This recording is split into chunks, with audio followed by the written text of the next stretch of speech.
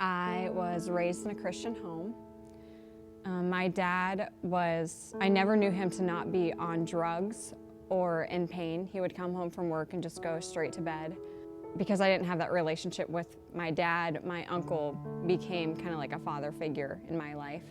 From a young age, my uncle started molesting me. His last attempt was when I was 14.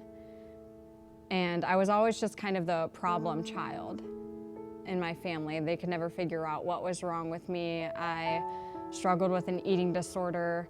I was cutting. I would steal prescription drugs from my parents. I was just caught in this place where I wanted to die so bad, but I didn't know what that looked like. I didn't know how much worse it could get than the hell I was already living here on earth.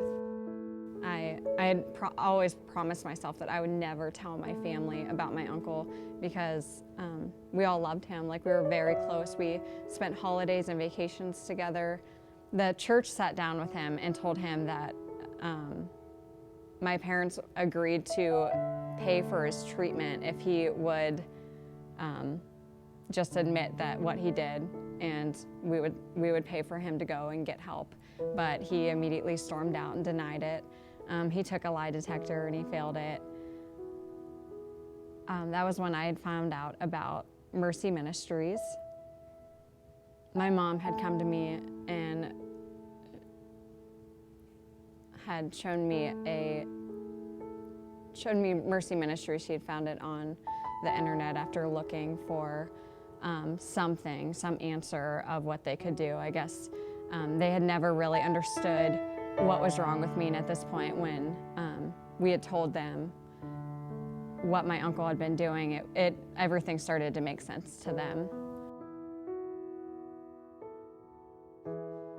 And I remember when my parents dropped me off that day, I just hated the world. I hated them. I was just I felt like I was being put in prison. At Mercy, I started learning really who I was. They constantly pour into you just like the truths of what the Word of God says about you. Like, this is what the world says about you, but this is what Jesus says about you.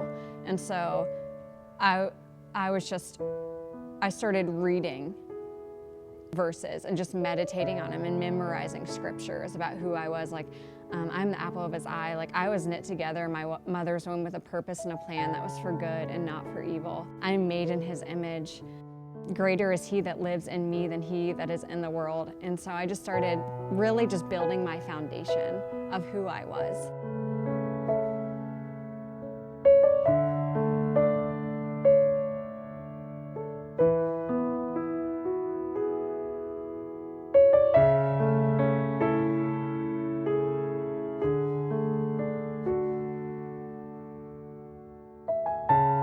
It was like I felt like I hit the floor.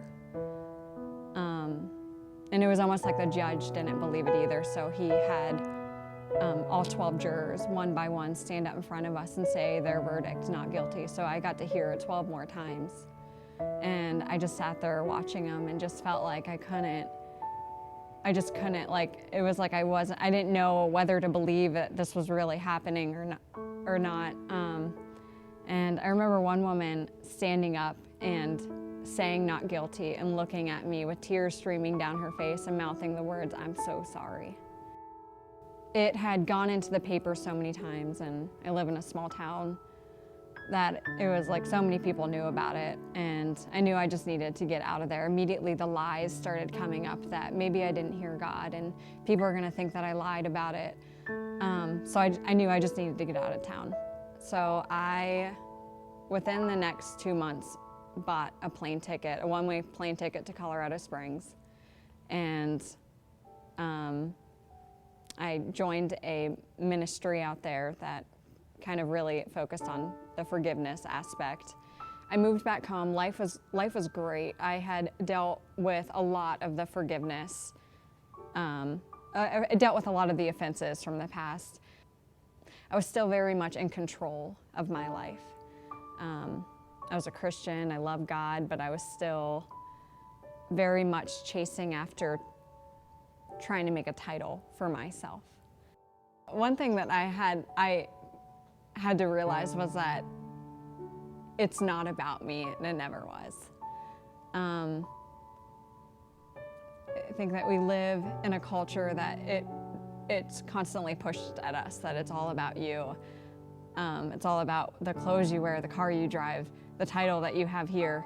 And I had to come to the point where it's like, it really has nothing to do with me, and it was like such a weight lifted off my shoulders when I realized that, wow, it really is not about me at all.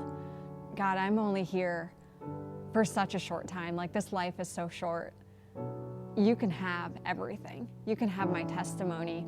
You can have my past offenses. You can have all of my negative beliefs and judgments that aren't of you, that don't line up with your word.